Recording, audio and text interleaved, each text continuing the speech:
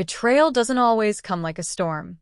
Sometimes, it slips into the room on quiet feet, soft as the scratch of a pen or the slide of paper across a table. For me, it came on a Tuesday morning over cold coffee, when my 3 children sat at my kitchen table and told me to sign away everything I'd spent my life building. The house where I'd raised them. The land I'd sweated over. Gone. Reduced to a clause buried in legal jargon. That document said I could stay, but only in the old caretaker's shack out back, and only if I behaved. If I kept my mind sharp enough to prove I wasn't slipping. Their words weren't what cut me open.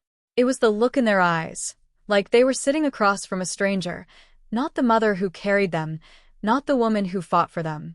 I sat still, my fingers tightening around my mug. They thought they had me cornered, that I was too old, too tired to fight. They forgot who I was. They forgot I had worn stripes. They forgot I had survived worse. They thought I was finished. They were wrong. Please like, subscribe, and tell me where you're watching from. The papers lay between us, heavy with their cold intentions. Across the top, in bold print, was the name of some faceless corporation my children had partnered with. They spoke about succession, about responsibility, about how it was time for the next generation. Caleb, my eldest, leaned forward, his tone sharp but polished, like he'd practiced the speech in a mirror. "Mama, you're not getting younger. This protects you. You'll have security." Security? I raised that boy under this roof, taught him what it meant to work until your back screamed and your hands bled. He looked at me now with eyes that didn't belong to my son, but to a man already counting what he thought was his. Amara, my middle child, softened her words, but the sweetness only stung deeper. "It's not about pushing you out. You'll still be here.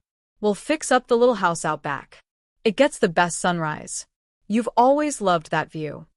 And my youngest, Lena, sat silent, eyes cold and calculating, watching me, not as a daughter, but like an analyst observing prey. My own children, dressed in their city clothes and ambition, thought they could sign away my life. I picked up the pen they'd left. I didn't sign. I clicked it once. Twice. The sound cut through the thick air like the crack of a pistol. "I see," I said, steady, though inside my chest of fire roared. "So, this is what it's come to." Caleb exhaled hard, annoyed. "No need to be dramatic, Mama. It's just business." Business. That word snapped something inside me. My life, my husband's legacy, my blood in this ground, they'd reduced it to a transaction. I looked at them one by one, then placed the pen gently back on the table. "I won't sign." The room froze. Caleb's jaw clenched. Amara's practiced calm began to crack. Lena's silence sharpened. "You'll lose everything if you don't," Caleb pushed. "No," I said, my chair scraping against the floor as I stood. "You've made your position clear. Allow me to make mine." I walked away, leaving them sitting in the wreckage of what used to be family. Out on the back porch, the tremors came, shaking through my hands, through my whole body. Not fear. Not rage. Something colder. The ground I'd fought for stood quiet beneath me. My children thought I was broken. But they had forgotten. I'd never been the kind of woman who surrendered. The sun bled into the horizon, painting the sky in fierce streaks of red and gold. I stood on the porch with my cold coffee, the sound of their voices drifting faintly through the walls. They were still in there, scheming, believing I was outside crumbling. Let them. They thought my age was weakness. They thought my grief had made me soft. But they'd forgotten. Sorrow can forge steel. I remembered the nights I'd spent awake, birthing calves in storms, patching fences with frozen fingers, nursing their fevers when doctors were too far. Nothing in war or life had broken me then, and nothing would now. They wanted a war of paper, of signatures and threats. But I had been trained for battle. Not loud, reckless battle, but quiet, strategic war. At midnight, their cars finally disappeared down the drive. I walked back into the kitchen. The document was still there, smug in its arrogance. I picked it up, not to read again, but to feel its weight. This wasn't just their betrayal. It was their mistake. That night, I didn't cry. I didn't beg God for answers. I opened the old trunk in my study and began a tactical review. The war had begun. In the dim light of my study, I spread documents across the desk. For months, their questions had felt strange. Amara offering to help with my banking, Lena asking about my will, Caleb pressing about the future. It wasn't care. It was reconnaissance. They'd been preparing their ambush, and I had let them believe I was unarmed. But I was not. At dawn, I brewed strong coffee, black as deployment mornings, and pulled out a fireproof chest hidden in the back of my closet. Inside were deeds, maps, letters, every scrap of history tied to this land. Most folks don't know that parts of this property sit on an old military corridor, abandoned but never officially released. I had the documents proving it. Proof that the land wasn't just mine, it was historically protected. By noon, I'd organized 3 folders. One held the legal ammunition. Another, my children's emails and letters, pieced together like evidence in a case. The third was empty, waiting for my counterattack. Then I picked up the phone, dialing a number I hadn't touched in years. He answered on the second ring, his voice rough but steady. "Elias," I said. "It's me. It's time." By sunset, Elias's old Ford truck rumbled down my dirt road, dust rising in its wake. He stepped out heavier than I remembered, lines etched deep into his face, but his eyes, sharp, unyielding, were the same. We sat at my kitchen table, silence stretching between us, as he combed through the first folder. When he reached the letter confirming the old military easement, he let out a low whistle. "Well, damn, Ruth," he said, using the name only old comrades dared. "This land ain't just yours. It's a federal headache for anyone trying to take it." "That's the idea," I replied. A slow, grim smile crept over his face. "They think you're weak, cause you're grieving. They forgot you buried a warrior. That makes you twice as dangerous." I leaned back, the fire in my chest steady now. I don't just want to stop them. I want to build a fortress, so high they can never touch me again. Elias nodded once.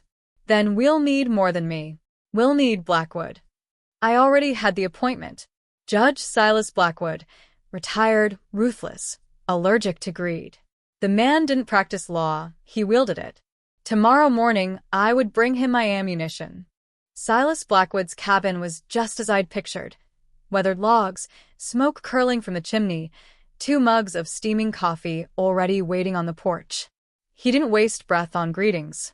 "Elias gave me the brief," he said, voice gravel rough. "Show me what you've got." Inside, we spread papers across his heavy oak table. For 3 hours, he dissected every clause, every line. When he reached the one about my cognitive stability, he froze. His gaze lifted over his glasses, sharp as a blade. "They put this in writing?" he asked. I nodded. "Amateurs," he muttered. "They're building a narrative that you're incompetent. Our job is to build one stronger. The story of a decorated veteran, targeted by greedy heirs." He tapped my stack of military commendations. "We don't ask for pity. We demand respect." By the time I left, we had a plan. Phase 1 legal. An injunction, citing federal complications. Phase 2 public. "Control the story before they do," Silas said. "Find a reporter with a spine." I knew exactly who. Penny Davis, editor of the county paper. Tough, relentless, and allergic to bullies. That night, I called her. I didn't ask for sympathy. I asked for truth. 2 mornings later, Penny's article dropped like a stone in still water. Decorated veteran forced to sign away historic land. Questions of elder coercion. It wasn't just the facts. It painted me whole. The woman who commanded convoys overseas. The woman now being cornered in her own home. The story spread, quiet but steady, like smoke finding its way into every crevice. By noon, the phone rang nonstop. Old friends, neighbors, the feed store owner, all of them reaching out. Not with pity, but with respect. At the diner that evening, the waitress slid me a slice of apple pie. "For standing up for yourself, Ms. Ruth," she said softly. Elias raised his coffee cup across from me, the folded paper between us. The first volleys landed, Sergeant Major. I sipped my coffee. This is just the beginning. My children's silence became louder than words. Then, on Monday, Amara's sleek SUV appeared at my gate. She sat for 10 minutes before walking to my porch. "This has gone too far," she began. "The article, people are talking. Caleb's firm is asking questions. We need to handle this as family." "No," I said, voice steady. "You made it business. Now we'll treat it as business." Her polished mask cracked. "We can revise the agreement. Make it fairer." I almost laughed. The agreement is dead. Amara's tone hardened, the velvet stripped away. "If you keep this up, there'll be damage. To the family name. To assets. People may start looking into things, Daddy's estate, taxes. Are you sure you want that kind of scrutiny?" It was a threat. Sloppy, desperate, but a threat all the same. I opened the door wider, gesturing for her to leave. "Do what you feel you must." 2 days later, retaliation began. An anonymous zoning complaint against my southern fence line. A whisper campaign that I was unstable, paranoid. But the town had already chosen sides. They weren't buying it. Then Caleb overplayed his hand. He tried to access a subsidy account using my old login. The bank flagged it immediately and sent me the fraud report. I didn't press charges. Instead, Silas forwarded the report to Caleb's attorney with a 2-word note: cease and desist. A warning shot. But then came a weapon I hadn't expected, not through lawyers, but in the hands of my late husband's oldest friend. Margaret Sterling arrived in a dusty pickup, her hair wild, her eyes burning with purpose. She carried a worn manila folder. "I saw the article," she said, pressing it into my hands. "Made me remember this. James drafted it years ago. He never showed you. Said he didn't want to pressure you. But he worried the kids might one day." Inside was a fully written, though unfiled, conservation easement. A legal wall. A promise that the ranch could never be sold or torn apart. It was my husband's ghost, reaching back through time to shield what we'd built. My throat tightened. This wasn't just law. It was love. That night, I called all 3 of my children. My voice was calm, even. "Dinner. Tomorrow. It's time to end this." They agreed, suspicion threading their voices.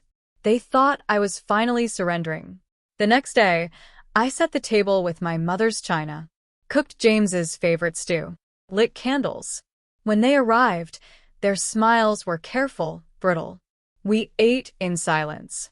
Then I stood, laying 2 documents on the table. "The first," I said, my voice cutting through the stillness, "is the conservation easement I filed this morning." Gasps filled the room. Caleb's face drained pale. Amara's composure shattered. Lena sat rigid, eyes wide, fury simmering. "This land is now permanently protected," I continued. "It can never be sold, never divided. It belongs to the future, not to your ambitions." "You had no right," Caleb spat. "I had every right," I said, steel in my voice. Then I slid the second folder forward. "This is my new will. The ranch and its assets will be placed into a charitable trust for female veterans transitioning back to civilian life. Your names are not in it. You inherit nothing." Chaos erupted. Shouts. Accusations. Amara's voice broke into a scream. She was always like this. Always the soldier, never the mother. I met her eyes, my heart hard but steady. "You're right. A mother might forgive, but a soldier completes the mission." At 8 o'clock sharp, a knock rattled the door. The sheriff's deputy stepped in, serving them each with restraining orders. Their rage collapsed into stunned silence. And in that moment, standing tall in my own home, I felt something powerful: peace. The war was over. And I had won. The days that followed were quiet, almost too quiet. Papers were filed. Calls from lawyers came and went. But the core battle was finished. My children, once so certain of their victory, found themselves cornered. The easement was unshakable. The evidence of fraud undeniable. Their lives began to unravel. Caleb's firm let him go. Whispers of ethical concerns spread. Amara's marriage fractured under the weight of disgrace. Lena packed her things and vanished out of state. Months later, one letter arrived from her. No apology. Just one bitter line. I never understood how you could love the land more than you loved us. I folded it carefully and tucked it away. She still didn't see. I didn't love the land more. I loved what it meant. Hard work, integrity, a promise James and I had made to each other. The promise was alive now. The ranch was no longer mine alone. It had become a sanctuary. The old caretaker shack, the place my children once wanted to exile me, was now the first cabin of the Juniper Ridge Veteran Sanctuary. Women came there to heal, to rebuild, and in their stories, I found my own reflection. The first women who came were younger than my children, yet their eyes carried the same exhaustion I saw in the mirror. Battlefields had followed them home. Some had scars on their skin, others buried deep inside. Nights haunted by explosions, mornings crippled by silence. I didn't run the sanctuary. I simply lived there, a steady presence, a reminder that survival wasn't weakness, but proof of strength. Sometimes, we sat on the porch together, drinking coffee, sharing stories we couldn't tell anyone else. One evening, a young woman named Tasha joined me, her gaze fixed on the mountains glowing orange in the sunset. "You know, Sergeant Major," she said softly, "in basic they told us the hardest fight comes after the war." I looked out over the land, at the cabins where new lights flickered, at the soil that had nearly been stolen from me. "They were right," I said. And for the first time in a long while, a smile broke across my face. But there's nothing wrong with a tough fight. It reminds you you're still alive. Legacy, I realized, wasn't inheritance. It was what you built for those who shared not your name, but your scars. The sanctuary grew, one cabin at a time. Donations trickled in after Penny ran follow-up stories about our work. Churches sent volunteers. Local carpenters donated wood. Even the feed store owner showed up with nails and hammers saying, "Figured you'd need these more than I do." And every time I saw a new foundation laid, I thought of my children. They had tried to erase me with paperwork, to exile me in a shack. Instead, that shack became the heart of something greater. At night, when the women gathered around a fire pit, laughter sometimes broke through the heavy silence. Their laughter was fragile at first, then stronger, until it filled the cold night air like music. That sound healed me. I no longer cared for Caleb's bitterness, Amara's venom, or Lena's silence. They had chosen their paths. Mine was here, among survivors who understood the language of resilience. Sometimes I'd catch myself whispering to James, thanking him for the foresight, for the love in that folder Margaret had brought me. He had saved me once again. And though grief never left, it transformed into something solid, into fuel for the legacy we had created together. One spring evening, rain pattered gently on the tin roof of the old barn. I walked the fence line with a lantern, same as I had for decades. My boots sank into soft mud, the smell of wet earth rising around me. I paused by a post James and I had set together long ago, running my fingers over the weathered wood. My children had once thought this land a burden, a business transaction. They'd never felt the heartbeat in it, never understood how the soil remembered every calloused hand, every sacrifice. That night, as thunder rumbled in the distance, I realized the fight had given me back something I didn't know I'd lost, myself. I had been their mother, their caretaker, their provider. But before that, I had been a soldier. And soldiers don't surrender. In the distance, lights glowed from the new cabins, warm against the dark sky. The women inside were cooking, talking, building their own strength brick by brick. The storm broke, rain pounding hard, soaking me through. I tilted my head back, letting it wash over me. It didn't feel like punishment. It felt like baptism. Months passed. Seasons shifted. The sanctuary became a community, not just of women, but of neighbors who believed in its mission. One afternoon, Penny returned with her notebook. How does it feel? She asked. Knowing you've won? I thought of Caleb's pale face, Amara's screams, Lena's silence. I thought of James's hidden gift, of Elias's steady hand, of Silas's axe-sharp wisdom. It doesn't feel like winning, I said finally. It feels like surviving. She nodded, scribbling, but I wasn't sure the words could capture the truth. Winning was for games. Survival was for life. That night, as the sun sank low, Tasha sat beside me again. You ever regret it? She asked. Shutting them out? Choosing us instead. I shook my head slowly. Regret is for people who had another choice. I only had one. Protect the promise. Sometimes, in the quiet hours before dawn, memories clawed at me. The way Caleb's voice cracked with rage. The trembling in Amara's hands. Lena's stare, sharp as broken glass. They had come for my life's work, and when they couldn't take it, they called me unloving, unfit, unhinged. But when those shadows crept in, I'd step onto the porch. I'd watch the cabins glow with light. Hear voices drifting on the wind, soft laughter, someone humming a hymn, the scrape of chairs pulled close together. This was family now. Not by blood, but by battle. These women carried scars like mine. They'd been underestimated, discarded, told to be quiet. Just like me. The ache of my children's betrayal never left completely. It sat in my chest like a bruise you learn to live with. But I no longer mistook their greed for love. They had chosen betrayal. I had chosen survival. And survival, I realized, is its own form of victory. Spring came again. Wildflowers bursting across the pasture, purple and gold against the deep green. On the porch, I sat with a new arrival, barely 22, her eyes wide with the kind of hurt too old for her age. Sergeant Major, she whispered, they told me the hardest part is after the war. Is that true? I looked out at the horizon, where the sun was climbing, steady and fierce. Yes, I said. The fight after the fight is always the hardest. But it's the one that proves you're still alive. She nodded, silent tears sliding down her cheeks. I laid a hand on hers, rough against soft, old against young. Legacy wasn't about inheritance. It wasn't about land or money. It was about planting something that would outlive you, something no betrayal could steal. And on that land, under that endless sky, I had done just that.